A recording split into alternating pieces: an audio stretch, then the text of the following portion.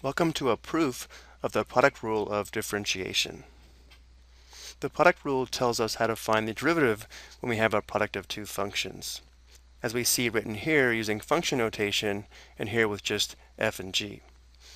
The derivative of a product of two functions is the first function, f, times the derivative of the second function, which would be g prime, plus the second function, which is g, times the derivative of the first function, which should be f prime.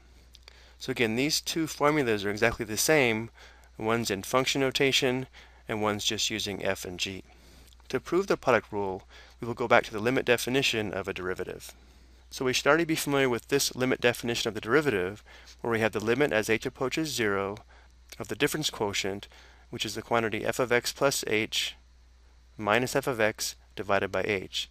And this is the limit definition of the derivative of function f of x. So the limit definition of the product of function f and g, notice how instead of just f of x plus h, we have f of x plus h times g of x plus h. Instead of just minus f of x, we have minus f of x times g of x, and our denominator is still h. Now the next step is a little bit tricky. What we're going to do here in green is subtract f of x plus h times g of x, and then add the same product. So we have plus f of x plus h times g of x.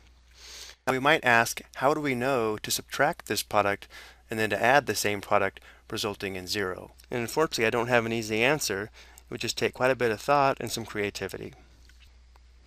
Now for the next step in the proof, we're going to break this fraction into two separate fractions. So looking at the numerator, we're actually going to break the fraction here.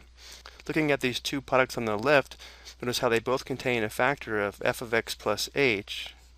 So for the first fraction, we're going to factor that out, which is this factor here.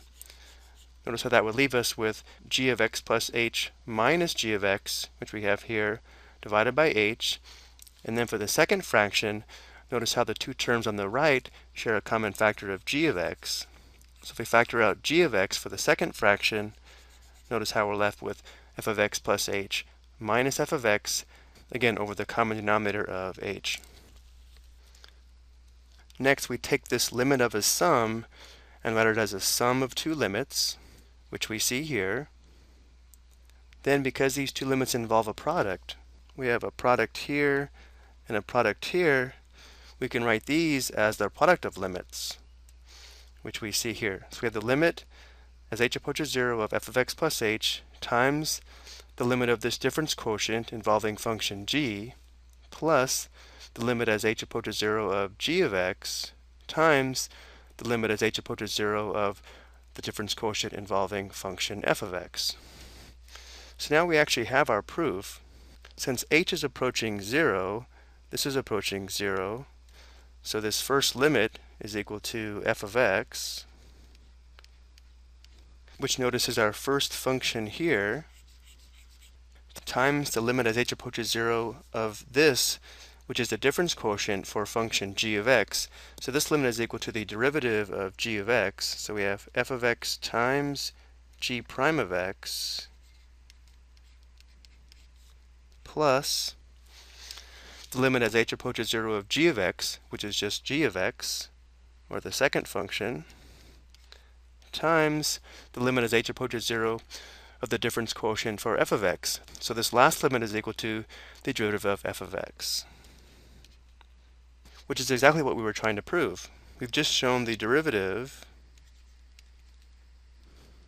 of f times g is equal to f, the first function, times the derivative of the second function, which is g prime, plus the second function g times the derivative of the first function, which is f prime. So here's our proof of the product rule. I realize most calculus textbooks have this proof, but I hope this explanation still helps.